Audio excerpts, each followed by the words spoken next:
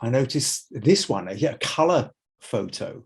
But it wasn't done, my understanding is this wasn't done by a typical kind of standard hand painting coloring in. It's a different kind of process, Photochrom or something. Can you give me any kind of background on this?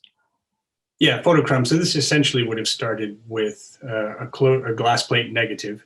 And later in the 19th century, about the last decade of the 19th century, we would have been able to essentially translate that image via color through a sort of lithographic-esque process. So it's sort of unnaturally applied or artificially applied color to this scene, but did start with a black and white image. I mean, it's essentially a mechanically printed image, but did start with a photographic negative.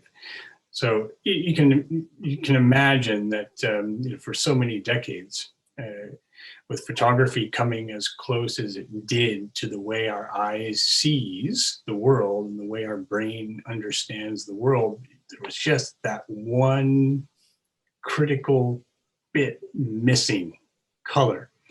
There was a real hunger, I think, to see images in color. That's why even all the way back to daguerreotypes from the 1840s, 1850s, they're often hand colored, whether it's just a little blush on the cheeks to give some life to the image, or whether it's something much more elaborate in terms of fully colored garments and backgrounds and everything.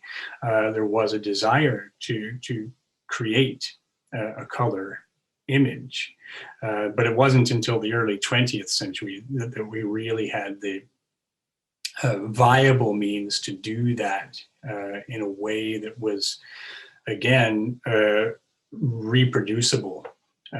We could make, there's a color process called autochrome, which is a color transparency that we could do around the turn of the century, but it wasn't until some decades later that we were able to make the kind of color images that we know now. So this was a sort of early form of being able to get a color image out to the public.